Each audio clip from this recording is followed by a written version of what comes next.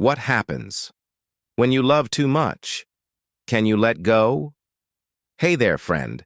Have you ever loved someone so deeply that the mere thought of losing them felt like losing a part of yourself, a piece of your very soul? It's a feeling that cuts deep, isn't it? Picture this. You'd do anything, absolutely anything, to keep them safe, even if it meant risking everything you hold dear, from your values to your own well-being. That's the heart-wrenching story of Anakin Skywalker from Star Wars, a man whose all-consuming love for Padme Amidala drove him to the dark side in a desperate bid to save her from a fate he couldn't bear to face. Anakin's fear of losing Padme was so overpowering that he sought forbidden power, hoping to defy death itself. But in his frantic grip on that love, he lost himself, becoming Darth Vader, the very embodiment of the darkness he once swore to fight against. His story, set in a galaxy far, far away, is a gripping tragedy of attachment, fear, and loss. Yet here's the thing, it's not just a fictional tale. It's a fear so many of us share, a deeply human struggle that echoes through time, across cultures, and into our own lives. What happens when the things we cling to, whether it's people, situations, dreams, or even our own identities, slip through our fingers like sand, no matter how tightly we try to hold on? That question lies at the heart of so many of our struggles, doesn't it? We pour our hearts into relationships, ambitions, or ideals, and the fear of losing them can drive us to places we never thought we'd go, sometimes to desperation, sometimes to despair. It's a universal experience, one that can leave us feeling unmoored, as if the ground beneath us has vanished. But there's a way to navigate this, a way to find peace even when life feels like a storm, threatening to sweep everything away. Today, we're diving deep into that question, drawing on the ancient wisdom of Stoicism to guide us through the turbulent waters of attachment and loss. The Stoics, thinkers like Seneca, Epictetus, and Marcus Aurelius, had a lot to say about how we relate to the things we love and how we can cope when those things are taken from us. They understood that life is inherently unpredictable, that change and loss are inevitable parts of the human experience. But instead of letting that reality paralyze them, they developed practical, timeless teachings to help us detach with grace, finding a sense of inner peace even in life's most challenging moments. I've distilled their wisdom into 7 actionable steps, and I'd love for you to stick with me until the end as we explore them together. Think of this as your personal guide to navigating the stormy seas of relationships, emotions, and the inevitable losses that come with being human. The Stoics were about denying emotions or pretending to be unaffected by life's hardships. They were about facing those hardships with clarity, courage, and a deep understanding of what's truly within our control. They believed that by shifting our perspective on attachment, we can loosen the grip of fear and find freedom in letting go. Whether it's a romantic relationship, a cherished dream, or even a part of your identity that you've held on to tightly, these steps can help you approach loss with a sense of calm and resilience rather than desperation or despair. Anakin's story is a powerful cautionary tale about what happens when we let fear of loss consume us. His love for Padme was real and profound, but his inability to accept the possibility of losing her led him down a path of destruction, not just for himself, but for those around him. The Stoics would look at Anakin's journey and see a man who lost sight of what he could control, clinging to an outcome that was never guaranteed.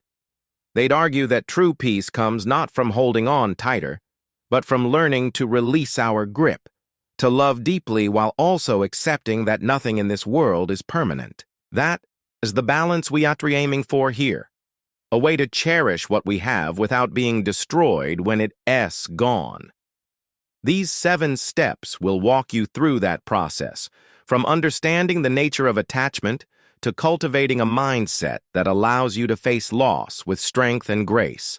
So, are you ready to explore this with me? Let's embark on this journey together, drawing on the Stoics' wisdom to transform the way we think about attachment and loss. We'll uncover practical tools to help you navigate the fear of losing what you love, whether it's a person, a dream, or a piece of yourself. By the end, you'll have a clearer path to emotional freedom, one that allows you to live more fully in the present while preparing you for whatever changes lie ahead. Let's get started, friend. Let's find that peace together, one step at a time. Take a step back. Find your quiet space. First up, let us talk about something that might sound simple on the surface, but can truly be a game changer when it comes to navigating the complexities of life: stepping away for a while.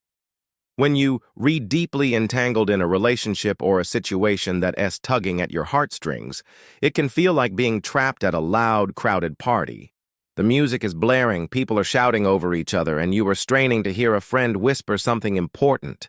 But the noise is so overwhelming that you can make out a single word.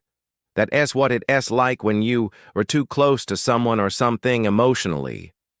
Your feelings become the cacophony, a swirling mix of love, fear, anger, or longing that drowns out your ability to think clearly or see the situation for what it really is. The Stoics, with their profound understanding of human nature, knew this dynamic all too well.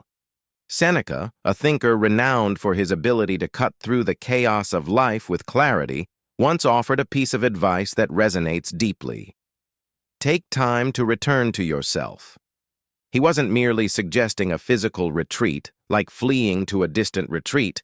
He was advocating for creating mental and emotional space, a deliberate pause to reconnect with your own mind and regain perspective.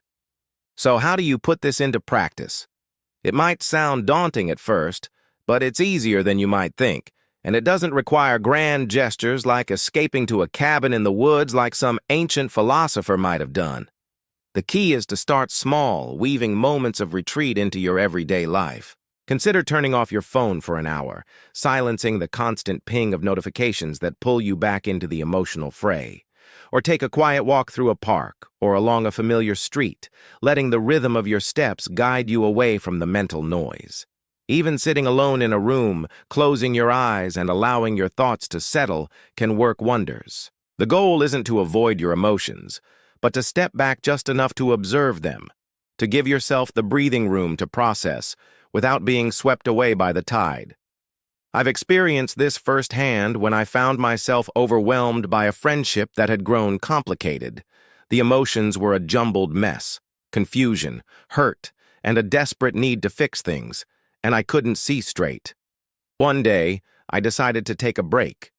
I stepped outside, walked to a nearby park, and simply breathed, letting the fresh air clear my mind. It was like stepping out of that noisy party into a quiet courtyard where the world slowed down. Suddenly, I could hear my own thoughts again, and I realized I'd been reacting out of fear and insecurity rather than reason or understanding. That moment of stepping back shifted everything. It gave me clarity and allowed me to approach the situation with a calmer, more thoughtful perspective.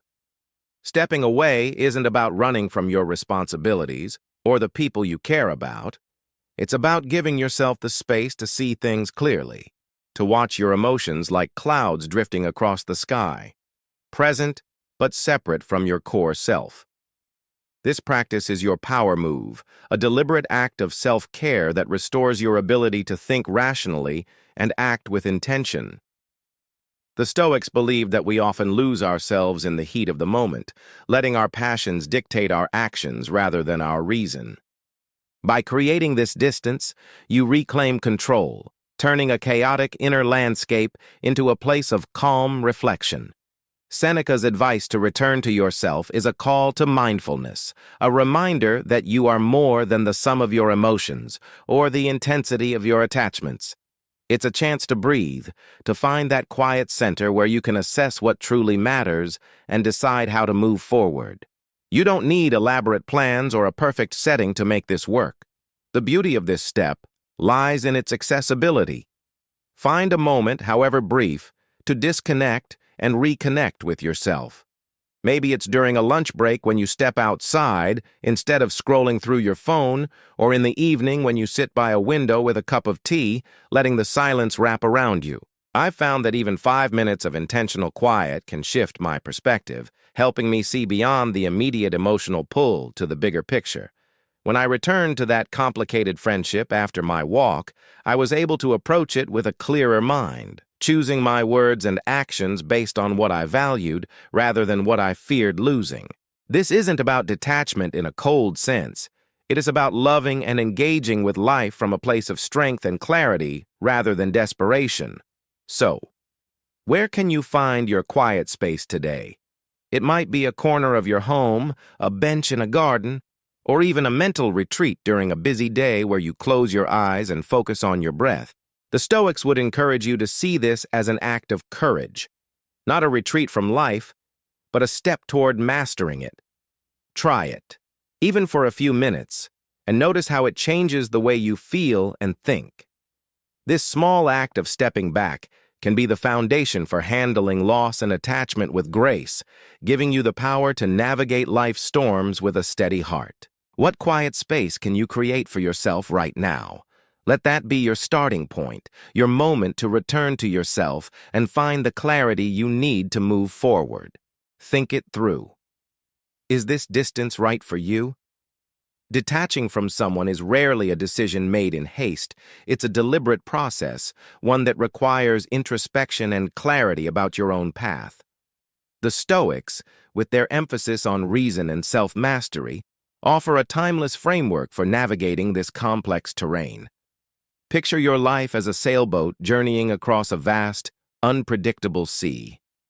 The people in your life are like the winds and currents that shape your voyage. Some are gentle breezes, guiding you toward calm waters where you can thrive. Others, however, bring storms, turbulent forces that threaten to push you off course or capsize your vessel entirely. As the captain of your ship, you hold the responsibility of discerning which influences to embrace and which to steer away from. This isn't about cutting people out impulsively, but about making thoughtful choices to protect your inner peace and align your life with what truly matters. The Stoic philosopher Epictetus, a man who rose from the chains of slavery to become a beacon of wisdom, had profound insights on relationships.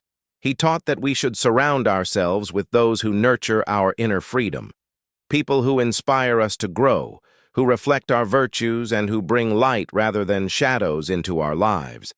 To make sense of this, think of the people around you as mirrors. What do they reflect back to you? Do their words and actions encourage joy, growth, and mutual understanding, or do they leave you grappling with doubt, discomfort, or exhaustion? This reflection isn't about judgment, but about clarity.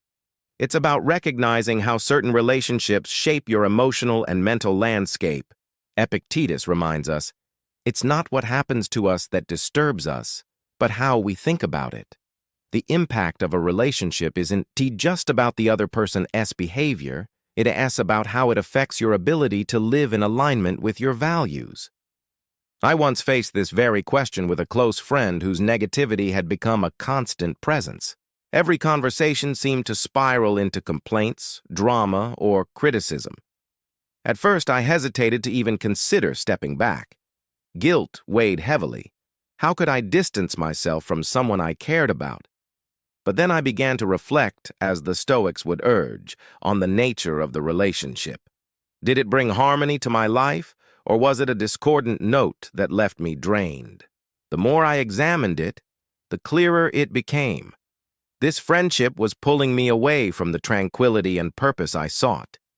Creating distance wasn't about abandoning them. It was about preserving my own well-being and reclaiming the energy I needed to navigate my journey. This process wasn't easy, but it was necessary. It taught me that detachment, when approached with care, is not a rejection of others but an affirmation of your own path. The Stoics emphasize that we cannot control others, only our responses to them. Epictetus would argue that clinging to a relationship out of obligation or fear of conflict is a form of self-enslavement. Instead, we must exercise our agency to choose connections that support our pursuit of a virtuous life. This doesn't mean cutting ties with everyone who challenges you. Growth often comes from friction, but there's a difference between constructive challenge and chronic disruption. A relationship that consistently undermines your peace or pulls you away from your values may require reevaluation. Ask yourself, does this person's presence help me become the best version of myself, or do they hinder my progress? Are they a steady current guiding me forward, or a storm cloud casting shadows over my clarity? Creating distance doesn't always mean a complete end to a relationship. Sometimes it's about setting boundaries, adjusting the sails, so to speak, to keep your boat on course. For example, you might limit the time you spend with someone who drains your energy or shift the dynamic to one that feels more balanced. The Stoics would encourage you to approach this with compassion, both for yourself and for the other person. Detachment isn't about blame. It's about recognizing what serves your journey and what doesn't. Marcus Aurelius, another Stoic luminary, often wrote about focusing on what is within our control. You can't change someone else's behavior, but you can control how much influence it has over you. By creating space, you are not only protecting your own peace, but also giving the other person an opportunity to reflect on their own path. This process of discernment requires courage and honesty. It's tempting to avoid the discomfort of distancing yourself, especially when guilt or fear of confrontation arises. But the Stoics remind us that true freedom lies in aligning our actions with reason and virtue. Take a moment to reflect. Who in your life might need a little distance right now? This isn't about listing grievances or pointing fingers. It's about looking inward and asking what serves your growth. Consider the people who leave you feeling uplifted versus those who consistently stir unrest. Picture your sailboat and the waters ahead. Which winds will carry you toward clarity and purpose, and which storms might you need to navigate around? By answering these questions with honesty, you take the helm of your life, steering it toward calmer seas and brighter horizons. Open up to someone you trust. When grappling with the decision to detach from someone, emotions can feel like a jigsaw puzzle with pieces scattered in every direction. The process of stepping back, as the Stoics advocate, requires clarity and courage, but it's not a journey you have to navigate alone. While Stoicism emphasizes inner strength and self-reliance, it also recognizes the profound value of connection with others. Reaching out to a trusted friend or confidant can be like finding an anchor in choppy waters, a grounding force that steadies you and helps you see the broader horizon. The wisdom of others, when chosen carefully, can illuminate your path, offering perspective when your own compass feels misaligned. This act of connection doesn't diminish your autonomy.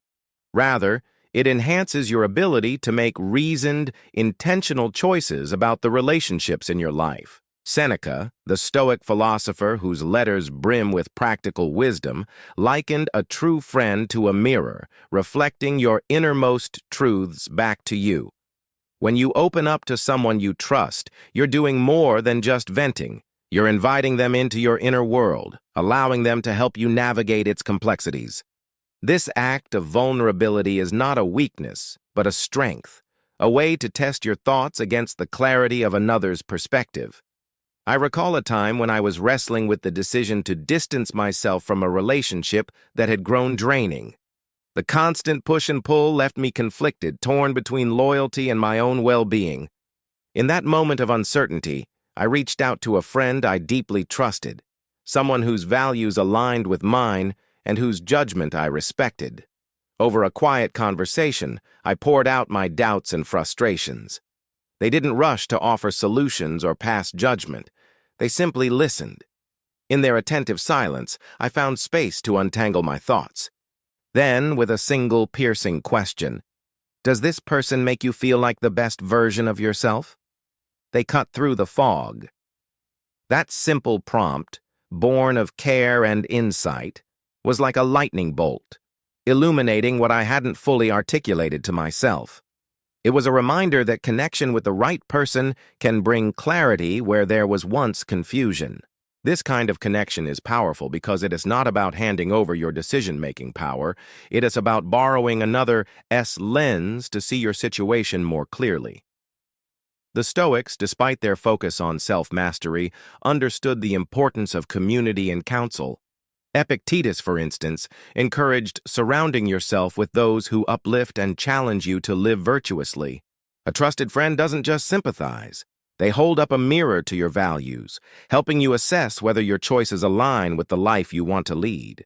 When you're caught in the emotional turbulence of detachment, sharing your thoughts out loud can be revelatory. Hearing your own words reflected back, sometimes reframed by a friend's gentle question or observation, can uncover truths you hadn't seen. It's like piecing together that scattered jigsaw puzzle. Suddenly, the edges start to align, and the picture becomes clearer. Choosing the right confidant is crucial. Not everyone is suited to play this role. The Stoics would advise selecting someone who embodies the qualities you aspire to, someone who listens with empathy, speaks with honesty, and respects your autonomy. This might be a friend who shares your values, a family member who knows you deeply, or even a mentor whose perspective you admire. Avoid those who might steer you toward gossip or quick judgments. Instead, seek someone who will engage with your struggle thoughtfully, offering support without trying to fix you. This person doesn't need to have all the answers. What matters is their ability to create a space where you feel safe to explore your thoughts. In my case, my friend S' willingness to listen without immediately offering advice allowed me to process my feelings at my own pace. Their question didn't dictate my decision, but prompted me to reflect more deeply, aligning my choice with my inner sense of purpose. Reaching out to someone you trust is an act of courage, especially when you're navigating the delicate process of detachment. It's tempting to retreat inward, to wrestle with your emotions in isolation, but Stoicism teaches that we are social beings, enriched by meaningful connections. By sharing your burden, you're not admitting defeat. You're harnessing the strength of community to better understand yourself. Marcus Aurelius, in his Meditations, often reflected on the interconnectedness of humanity, urging us to lean on others when needed. So, who is that person for you? Who in your life can serve as that steady anchor, that mirror reflecting your truths?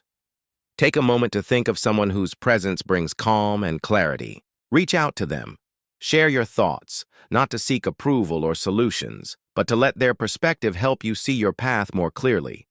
In that connection, you'll find not just support, but the strength to steer your sailboat through the storm, toward calmer waters. Set boundaries for your emotions. Detaching from someone is a deeply emotional process, but it doesn't mean shutting off your feelings entirely. Instead, it's about navigating them with intention and wisdom, much like a captain steering a ship through a stormy sea. Your emotions are the waves, powerful, sometimes overwhelming, and capable of throwing you off course if you're not careful. But with the right approach, you can ride those waves without letting them capsize your boat. The Stoics, with their focus on reason and self-mastery, were adept at this kind of emotional navigation. Epictetus, one of their most practical voices, offered a timeless insight. We're not troubled by things, but by the views we take of them. In other words, it is not the emotions themselves that derail us. It is the power we give them through our perceptions and reactions. By learning to manage your feelings thoughtfully, you can maintain control of your ship, steering it toward calmer waters, even in the midst of a storm. The key to managing emotions lies in setting boundaries, not suppressing them. Think of your mind as a house, and your emotions as visitors who come knocking at the door. When anger, sadness, or fear arrives, don't slam the door shut or pretend they're not there. Instead, invite them in. Acknowledge their presence, understand why they've shown up, but don't let them take over the entire house. This means allowing yourself to feel the emotion fully, but with a clear limit on how much space it occupies in your life. For example, if you re-upset about a situation, perhaps a strained conversation with someone you trying to distance yourself from, Give yourself permission to feel that upset. But set a boundary. Decide that you'll sit with the emotion for a specific period, say an hour, and then shift your focus to constructive steps forward. This approach doesn't deny your feelings, it respects them while ensuring they don't overrun your mental clarity. I found this practice transformative during a challenging moment in my own life. After a heated conversation with someone close to me, I felt a surge of anger and hurt that threatened to spiral out of control. My instinct was to either push those feelings away or let them consume me entirely. Instead, I took a stoic-inspired approach and set a boundary. I gave myself 30 minutes to fully feel the emotions, to sit with them, journal them out, and understand what they were telling me. I even set a timer to make the boundary concrete. During that time, I let the anger and hurt wash over me.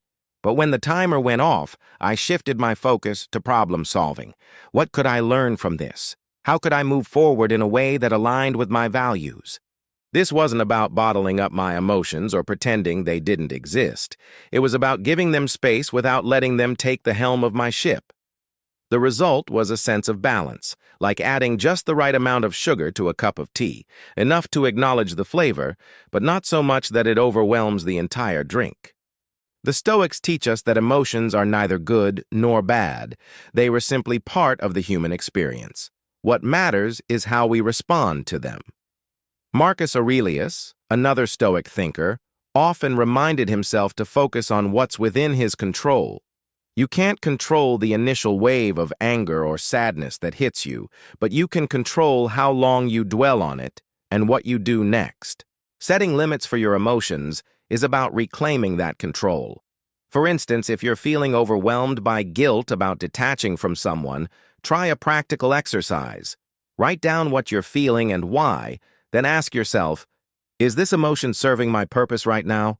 If it's not, give yourself permission to set it aside after a defined period. This could mean taking a walk, focusing on a task, or even meditating to recenter your mind.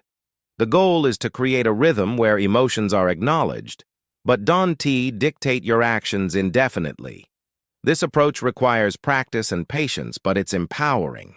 It's like training yourself to be a skilled captain, able to navigate even the roughest seas. The next time your emotions surge, whether it's frustration, sadness, or even fear about letting go of a relationship, try setting a clear boundary. Decide how much time you'll give to feeling the emotion, and then commit to moving forward with intention. Maybe you'll journal, talk to a trusted friend, or simply sit quietly and breathe through it. Whatever method you choose, the act of setting a limit helps you maintain balance, ensuring that your emotions inform you without overwhelming you. So, as you face the waves of your feelings, how can you set a boundary to keep your ship steady? Reflect on a practical step you can take, perhaps a timer, a journal, or a conversation, and let it guide you toward clarity and calm. Look ahead. What might happen if you step away? Detaching from someone or a situation is not a decision to be made impulsively. It's a crossroads, a pivotal moment where each path you choose leads to a different future. The Stoics, with their emphasis on reason and virtue, championed thoughtful reflection as a tool for navigating such moments. Marcus Aurelius, the Roman emperor and Stoic philosopher, offered a powerful perspective. He advised looking to the past, to the rise and fall of empires, to gain insight into what might lie ahead. This isn't about gazing into a crystal ball to predict the future with certainty, but about preparing for it with wisdom and clarity. By reflecting on your past experiences and imagining the potential outcomes of your choices, you can approach detachment with a sense of purpose, ensuring your decision aligns with your values and serves both your well-being and the greater good. The act of detaching requires you to pause and consider the bigger picture. Imagine standing at a fork in the road, with each path representing a possible future shaped by your decision. If you choose to distance yourself from this person or situation, what might unfold? Could stepping back bring you peace, foster personal growth, or strengthen your sense of self? Or, on the other hand, might it lead to regret? Perhaps a missed opportunity for reconciliation or a deeper connection? These questions aren't meant to paralyze you, but to ground you in deliberate thought. The Stoics believed that by examining our choices through the lens of reason, we can make decisions that not only protect our inner tranquility, but also contribute to a life of meaning.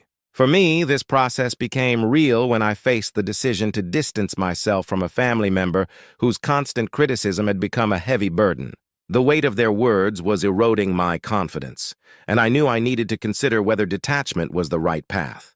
To make that choice, I turned to the Stoic practice of reflection, looking to my past for guidance.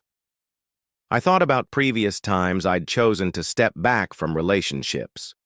There was the toxic friend whose negativity drained me. Distancing myself from them brought clarity and a renewed sense of freedom. But there were also moments when detachment left me with a lingering sense of loneliness, like when I pulled away from someone I later realized I had misunderstood. These reflections weren't about dwelling on the past, but about learning from it. What did those experiences teach me about the consequences of detachment? They showed me that stepping back can be liberating when the relationship is truly harmful, but it can also create unintended voids if done without careful thought.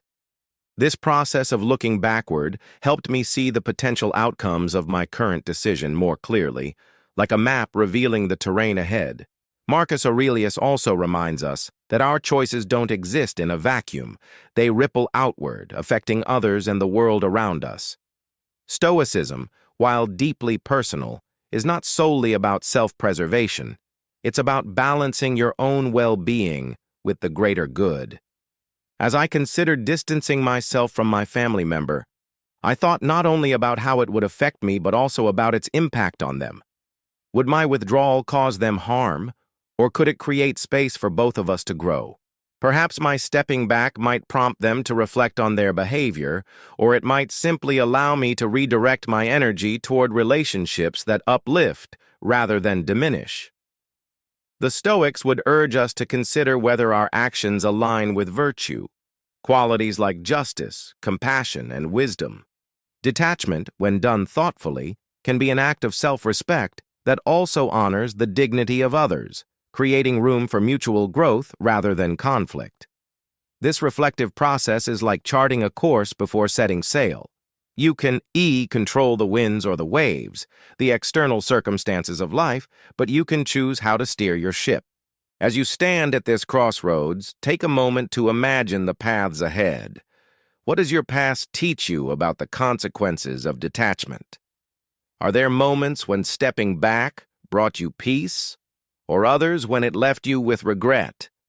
Consider the person or situation you're thinking of distancing yourself from. How might this choice shape your future, your sense of self, your relationships, your inner calm? And how might it affect those around you? By asking these questions, you're not just reacting to the moment, you're making a deliberate choice, one rooted in wisdom and aligned with the life you want to lead. So, as you weigh the decision to detach, look down each road with care. Let the lessons of your past and the vision of your future guide you toward a choice that nurtures both you and the world around you. Unplug. Take a break from the digital noise. In today's world, social media is an ever-present force, a constant hum that can disrupt the tranquility of our minds. Imagine your mind as a serene lake, its surface calm and reflective, capable of mirroring your deepest thoughts with clarity. Now picture social media as a storm of raindrops. Each notification, post, like, or comparison rippling across that peaceful surface, disturbing its stillness. The barrage is relentless, pulling your attention in countless directions, fragmenting your focus, and often leaving you feeling drained or inadequate. The Stoics, though unfamiliar with platforms like Instagram or X, were no strangers to distraction. Seneca, with his sharp insight into human nature, wrote, "Life is long if you know how to use it." Were he alive today, he'd likely look at our endless scrolling, our fixation on curated lives and fleeting trends, and call it a squandering of our most precious resource, time. For the Stoics, a well-lived life is one of intention, where we direct our energy toward what truly matters. Social media, left unchecked, can pull us far from that ideal. Taking a break from social media isn't about running away or rejecting technology. It is an act of self-care, a deliberate choice to reclaim your mental space and focus your energy on what nurtures your well-being. It's like closing the curtains on a noisy, bustling street outside your window. The clamor of the world continues, but within your own space, you create a sanctuary of quiet, free to think, reflect, and simply be. I experienced this firsthand during a week-long social media detox. At first, the urge to check my feeds was almost overwhelming. I felt antsy, as if I were missing out on something vital. The fear of being out of the loop was real. But as the hours passed, I began to notice a shift. Without the constant influx of posts, stories, and notifications, my mind felt lighter. I wasn't comparing my life to the polished snapshots of others or getting sucked into the drama of a heated thread. Instead, I found myself reaching for a book, taking long walks, or jotting down thoughts in a journal. It was as if I'd stepped off a fast-moving train and discovered a stillness I hadn't realized I was craving. The Stoics would applaud this kind of intentional pause. Epictetus, another Stoic luminary, taught that we should focus on what is within our control and let go of what isn't past tea. Social media, with its endless stream of opinions, images, and distractions, often falls into the latter category. You can't control the algorithms, the posts, or the reactions of others, but you can control how much time and energy you give to them. A social media break is a way to exercise that control, to create space for clarity and presence.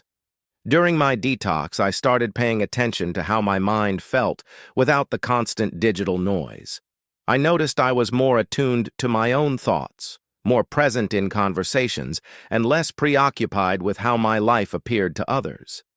It was a reminder of what Stoicism seeks, a life guided by reason, where external distractions don't drown out your inner voice. This practice of stepping back from social media isn't about permanent withdrawal, but about finding balance. Even a short break, a day, a few hours, or a weekend, can be revelatory. It's like giving your mind a chance to reset, to return to that serene lake where thoughts can settle and reflect clearly. During a break, try engaging in activities that ground you. Read a book that challenges your thinking, take a walk and notice the world around you, or write in a journal to process your thoughts.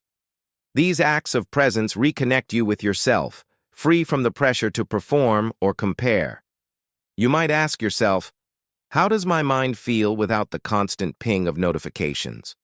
Do I feel more centered, more aware of my own values and goals? These questions align with the Stoic pursuit of eudaimonia, a flourishing life rooted in virtue and self-awareness.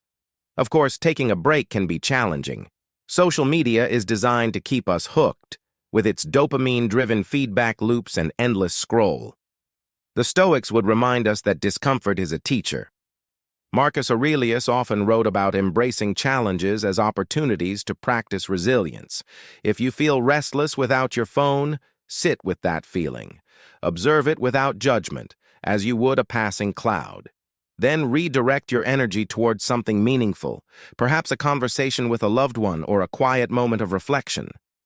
The goal isn't to demonize social media, but to use it intentionally as a tool rather than a master. So how about it?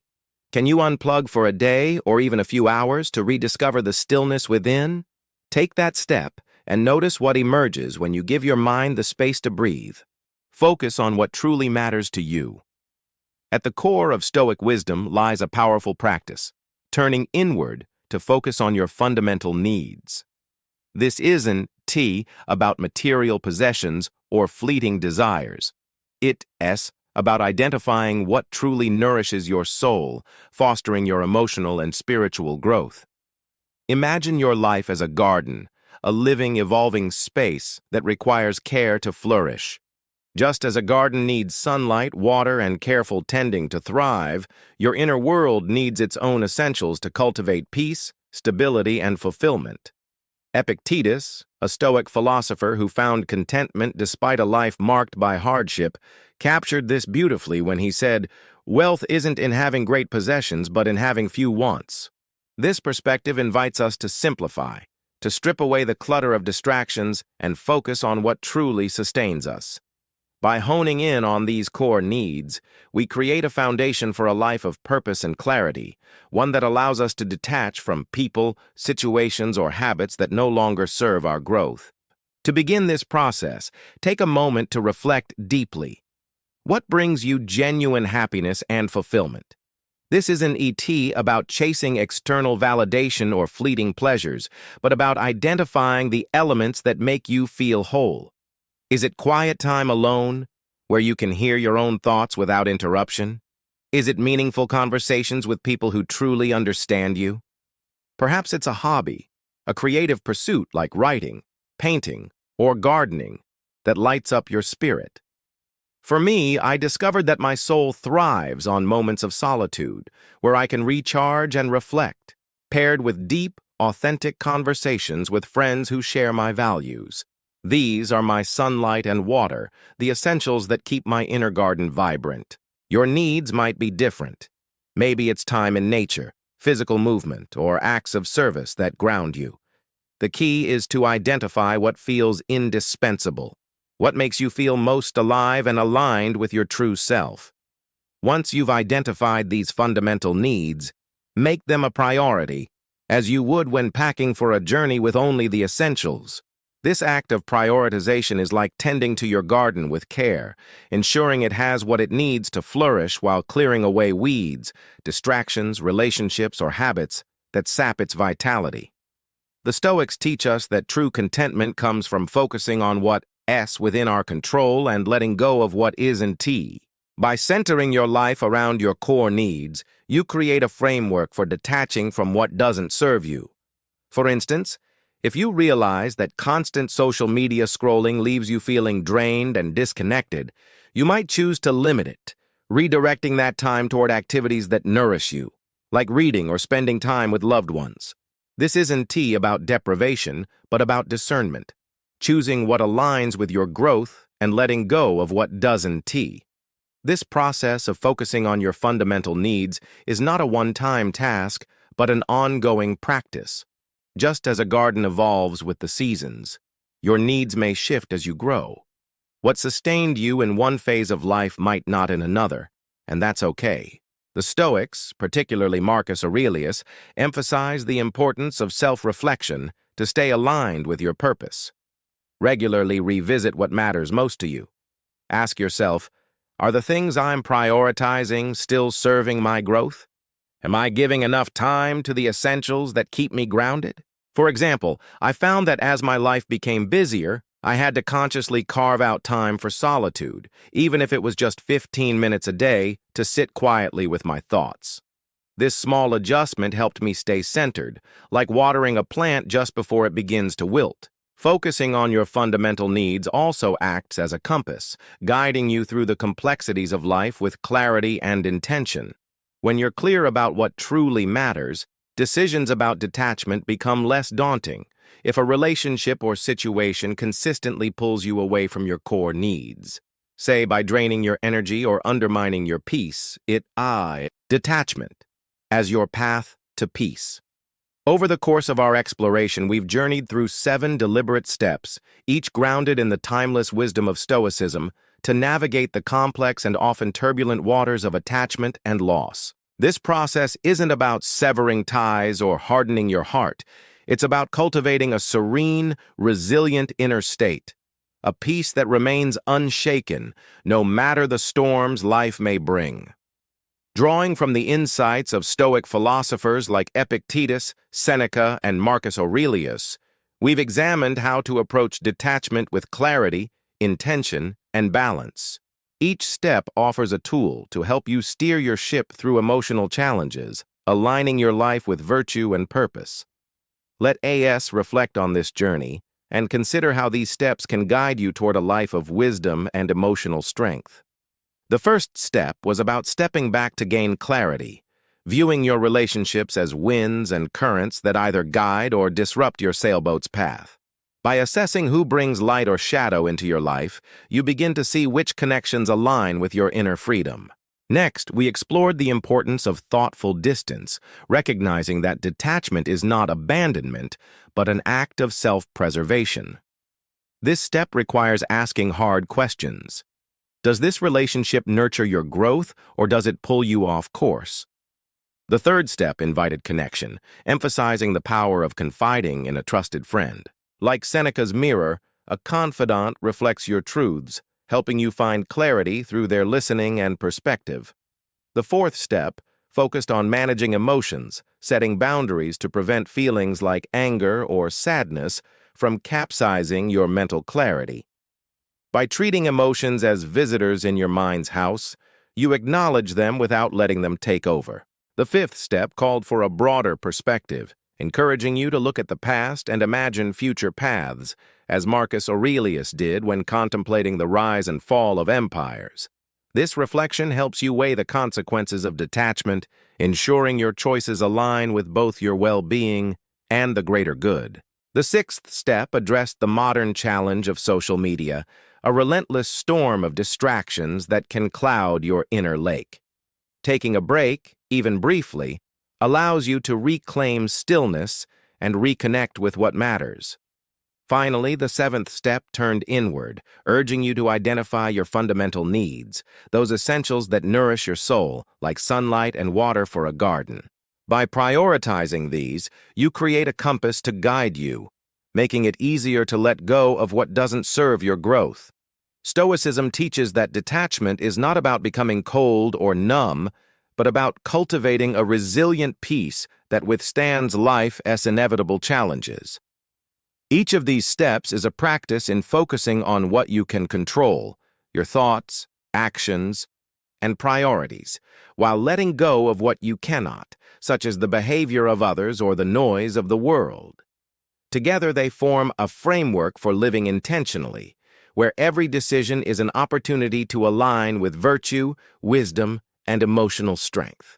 For me, the step that resonated most was setting emotional boundaries. I've found that giving myself permission to feel deeply, but only for a set time, transforms overwhelming emotions into manageable waves. It's a practice that has brought balance to moments of turmoil, allowing me to move forward with clarity. But everyone's journey is unique, and I'm curious to hear from you. Which of these steps struck a chord? Was it the act of confiding in a friend, the pause to reflect on consequences, or perhaps the call to unplug from digital noise? Or is there one you're ready to try, maybe taking a social media break or listing your soul's essential needs? This journey through Stoic principles is not a one-time exercise, but an ongoing practice. Life will continue to present challenges, relationships that test your boundaries, distractions that pull at your attention, moments of loss that stir your emotions. By returning to these steps, you can navigate each with greater ease, building a life rooted in purpose and resilience. If this exploration has sparked something in you, consider sharing it with someone who might benefit from this wisdom. Discuss it with a friend over coffee, or reflect on it in your journal. These ideas gain life when shared, fostering connection and growth. Let's keep exploring this path together, cultivating a life that not only withstands the storms, but thrives in their wake. What's your next step? Drop your thoughts, and let's continue this journey toward a life of virtue and clarity.